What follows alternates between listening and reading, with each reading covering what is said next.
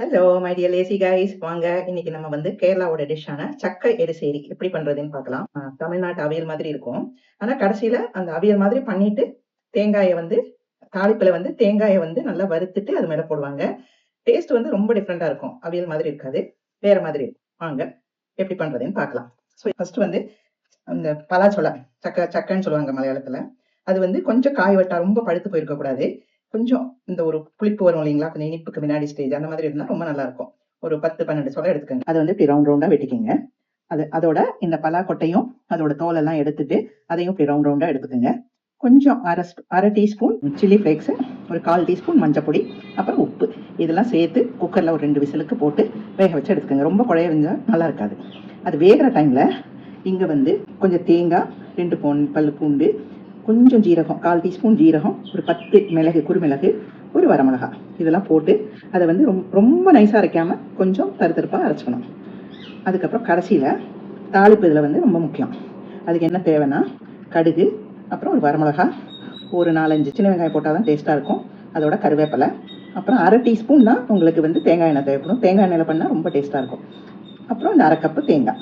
இது வந்து ஒரு மூடி தேங்காயை வந்து துருவிட்டு பாதி வந்து அரைக்கிறதுக்கு, பாதி வந்து தாளிக்கிறதுக்கு, இந்த மாதிரி வச்சுக்கோங்க. இந்த அரைக்கிற பொருளை வந்து நீங்கள் எப்படியும் தாளிக்கும் போது வரமிளகா போடுறீங்க. அதனால இந்த வரமிளகா இல்லாமல் வரமிளகா எடுத்துட்டு பச்சை மிளகா கூட போடலாம். நீங்கள் ஒரு பச்சை மிளகா போட்டுக்கோங்க. இது வந்து ஒரு 10 சொலை வச்சு பண்ணுறதுக்கான அளவு தான் நான் சொல்கிறேன். இல்லை பிடிக்கும்னா நீங்கள் வந்து 2மே கூட போட்டுக்கலாம். உங்களுக்கு காரம் நல்லா பிடிக்கும் அப்படின்னா பச்சை மிளகா வரமிளகா 2யும் போட்டுக்கலாம். ஏன்னா இதில் வந்து மிளகு, குறுமிளகு வேற போடுறோம். ஸோ ரொம்ப காரம் வந்து பிடிக்கும்னா இந்த மாதிரி போட்டுக்கோங்க. ஃபர்ஸ்ட் அடுப்பில் வந்து குக்கரை வச்சுட்டு ஒரு 1/2 டம்ளர் தண்ணி ஊற்றிங்க. அதிலேயே வந்து அந்த மஞ்சப்பொடி, உப்பு போட்டுக்கோங்க. சில்லி ஃப்ளேக்ஸையும் போட்டுட்டு நல்லா ஒரு அடி கலந்து விட்டுட்டு அந்த பலா கொட்டை நறுக்கி வச்சிருப்போங்களா, அதை வந்து ஃபர்ஸ்ட் அதை கீழே போட்டுக்கோங்க. ஏன்னா பலா கொட்டைக்கு வந்து கொஞ்சம் ஃப்ரெஷ்ஷாக இருக்கிறதுனால சீக்கிரம் வெந்துடும். அதனால அந்த பலா சொலையை விட அந்த பலா கொட்டைக்கு வந்து வேகிறது ஜாஸ்தி வேணும். அதனால ஸ்ட்ரைட்டாக போட்டுட்டு மேலே ஒரு பாத்திரம் வச்சுட்டு அதுக்குள்ள இந்த பலா சொலையை வைங்க. அதை வச்சு 2 விசில் வச்சிருங்க. ஃப்ளேமை வந்து ரொம்ப பெருசாக வைக்க வேண்டாம், மீடியமாக வச்சுக்கோங்க. அந்த வேகிறதுக்குள்ள அந்த அரைக்க வேண்டிய பொருட்களை எல்லாம் ஒன்று ஒன்றா மிக்சியில் போட்டு அரைச்சிக்கலாம். தேங்காய், அந்த பச்சை மிளகா போடுறதுனா பச்சை மிளகா போட்டுக்கோங்க. இந்த வரமிளகா வேணும்னா அது போட்டுக்கோங்க. இல்லை 2 போடுறீங்கன்னா உங்களுக்கு காரம் நல்லா பிடிக்கும்னா 2 சேர்த்து போட்டு கொஞ்சோண்டு தண்ணி விட்டு ரொம்ப மையா அரைச்சிடாதீங்க, கொஞ்சம் குறைன்னு அரைச்சிக்கோங்க. இப்போ 2 விசில் தான் வச்சிருக்கு, நல்ல வாசனை வருது. இப்போ திறந்து பாருங்க, அந்த பலாக்கொட்டை வெந்திருக்கான்னு பார்க்கணும். அதுக்கு வந்து அதை லேசாக நகர்த்திட்டு கையை சுட்டுக்காம ஒரு கத்தி, நீட்டமான ஒரு கத்தி ஏதாவது வச்சு அதை வந்து லேசாக குத்தி பாருங்க. அது வந்து நல்லா ஈஸியாக உள்ள போச்சுன்னா அது வந்து வெந்திருக்கு. பலா வந்து சொல்ல எப்பவுமே வெந்திருக்கும், பிரச்சனை இல்லை. இந்த பலாக்கா வேகிறது தான் கொஞ்சம் கஷ்டம். அதை கீர்னீங்கன்னா ஃப்ரெஷ்ஷாக இருக்கிறதுனால பாருங்க ஈஸியாக அது வந்து வரட்டும். இப்போ எல்லாமே 2 விசில் தான் வச்சிருக்கோம். ஒவ்வொரு மிக்ஸி, அப்புறம் நீங்கள் வந்து அந்த பலாக்கொட்டை வந்து கொஞ்சம் ஃப்ரெஷ்ஷாக இல்லைன்னா அது கொஞ்சம் கூட 3 விசில் அந்த மாதிரி வைக்கிற மாதிரி இருக்கும். அதுக்காக தான் இந்த பலாக்காயை வந்து நம்ம தனியாக செப்பரேட் பண்ணி போட்டிருக்கோம். இப்போ அந்த வெந்த பலாக்காயும் அதிலேயே போட்டுருங்க.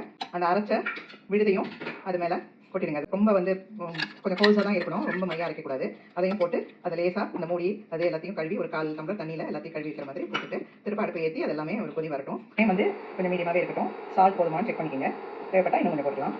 இப்போ கொஞ்சம் பத்தலை, அதனால இன்னும் கொஞ்சம் எடுத்து வச்ச சால்ட்டை நம்ம வந்து போட்டுக்கலாம். இது வந்து இந்த தண்ணி லேசாக, சிலவங்களுக்கு இது கொஞ்சம் குழப்பலாம் இருந்தால் பிடிக்கும், சிலவங்களுக்கு கொஞ்சம் கெட்டியாக கூட்டு மாதிரி இருக்கணும். கூட்டு மாதிரி இருந்தால் தான் கொஞ்சம் பெட்டராக இருக்கும். ஸோ அது வந்து அந்த தண்ணி வந்து லேசாக இவாப்ரேட் ஆகிற வரைக்கும் கொஞ்சம் நிதானமாக வெயிட் பண்ணுங்கள். அப்போ அடியில் பிடிச்சாமல் கொஞ்சம் கிண்டி விட்டுருங்க. அந்த தேங்காய் பச்சை சுவை போகிறதுக்காக கொஞ்சம் நாளைக்கு கொதிக்க வைக்கணும்.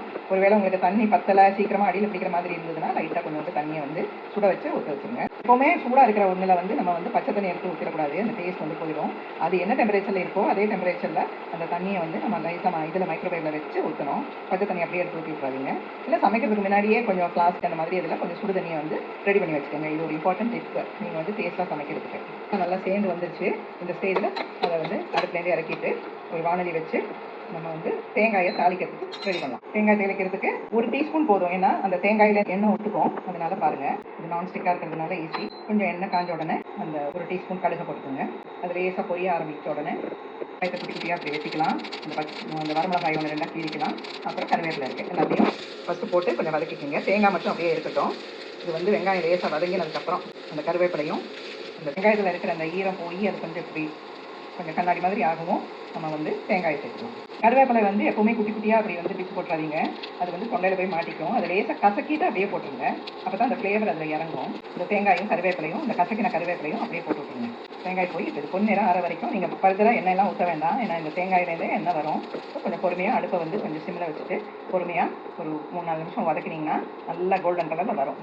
இதில் தான் அந்த சீக்கிரட்டே இருக்குது. இது வந்து அந்த டேஸ்ட் கொடுக்கும். அதனால் கொஞ்சம் பொறுமையாக அது வந்து கரிஞ்சு போகாமல் நீங்கள் வந்து வறுக்கணும். உங்களுக்கு வந்து பொறுமையாக வறுக்கிறதுக்கு இதில்னா இன்னும் ஒரு 1/2 டீஸ்பூன் இருப்ப வந்து தேங்காய் எண்ணெய் போட்டுக்கோங்க.